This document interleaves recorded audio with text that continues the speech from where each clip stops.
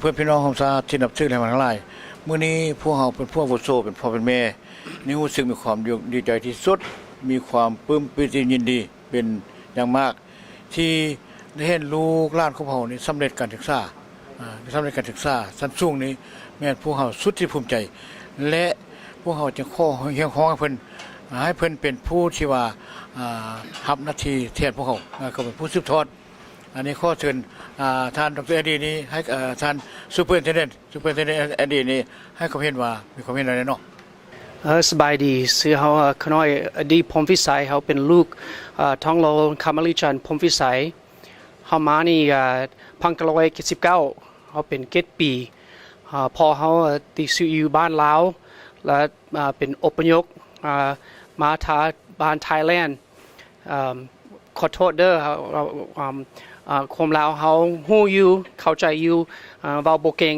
เดี๋ยวนี้ให้มันแน่นอนเขาจะเว้าความอังกฤษHi, my name's Adib Pomvisai, and I'm very, very honored to be here at this meeting of the Lao Veterans of America and these good friends who fought so bravely for our country over 4 decades ago. I especially want to thank Paul Somdi for his leadership of this group and bringing people together here. It's an honor to be with you. I am extremely proud to be a Laotian. I'm proud to be an American. I'm especially proud of my father and veterans like him who many of them gave their lives for our country and for freedom so many years ago. I've been very, very fortunate and very blessed to have survived. My family survived, like many of your children and nieces and nephews. I'm just, this message is really simple. I'm here because I've been asked, and it's an honor to speak on behalf of these veterans, but on behalf of our countrymen still back in our homeland under the communist rule.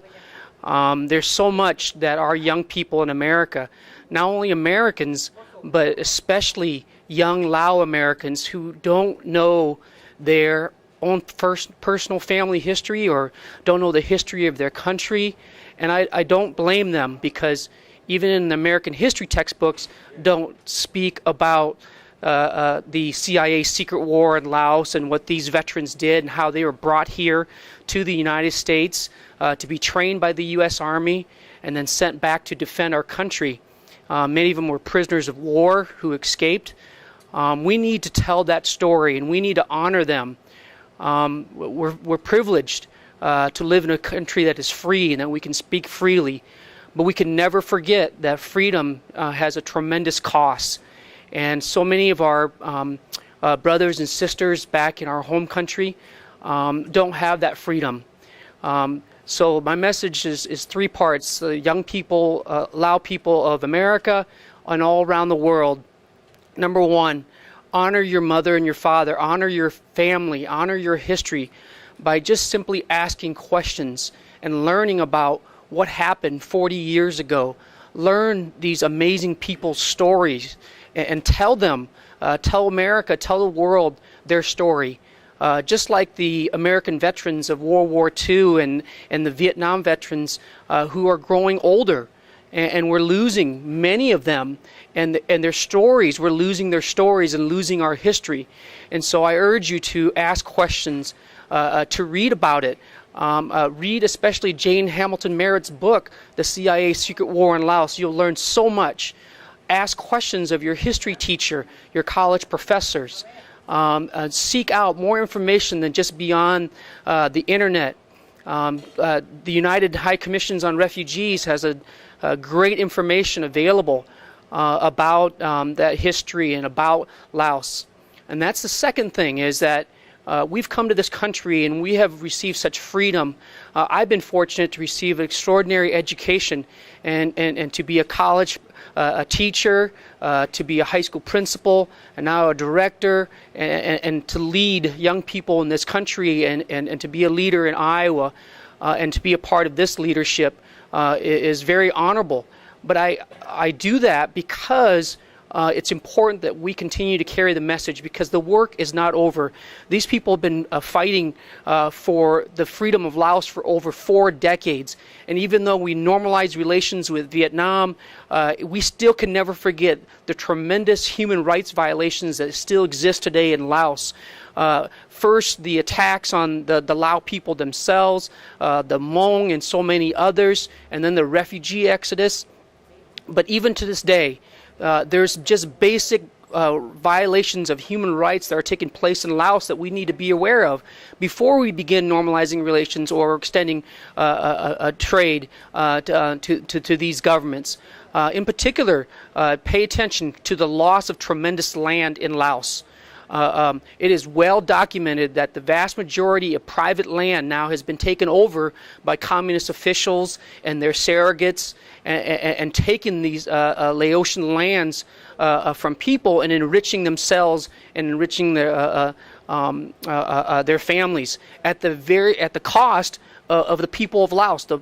And Laos continues to become poorer and poorer as a result of loss of these natural assets. Our precious teak wood, one of the most precious natural resources of Laos, is now being completely devastated, and this teak wood is being shipped out all over the world, again, not to the benefit of the people of Laos, but the corrupt officials of Laos. Also, we understand that there's plenty of other natural resources besides the waterways, damming up of the Mekong River, causing erosion and poverty all throughout the countryside. These are economic attacks on the people of Laos, so we cannot forget that. And then lastly, the young people of Laos and young people of America support these veterans and support their mission and support the people who are working for freedom and democracy, and economic development for all, education of young people.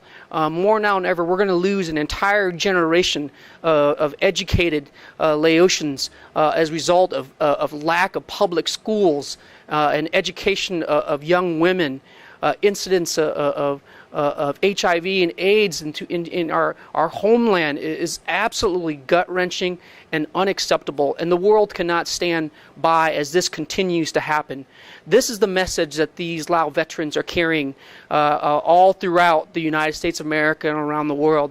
And I urge you to listen to them and to ask questions of them and to support them both in spirit as well as financially, support their cause. This is even being recognized. I've had many wonderful life experiences, but the most amazing experience is certainly growing up here in America, but learning from my father and sharing the story all around the state of Iowa and throughout the nation.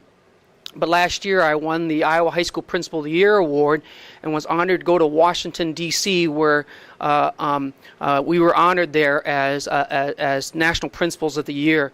And I made it a point to go to Arlington National Cemetery, where if you go to Arlington National Cemetery, the most sacred military ground in the United States, the Lao Veterans of America has an official marker there in Arlington National Cemetery. These people deserve it. They are allied officers of my father was an allied officer of the United States Army, 101st Airborne Ranger, like so many of you who trained together. What a tremendous honor that was for me to see that and to know that my father was a part of that, and that the fight for freedom and for democracy and education and continues to this day.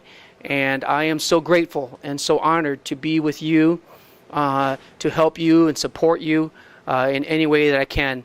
And I honor my father and my mother by being here today, and I ask you to do the same and honor your mother and your father, your aunts and uncles, and your relatives back in Laos and throughout the entire world. Khop Chai.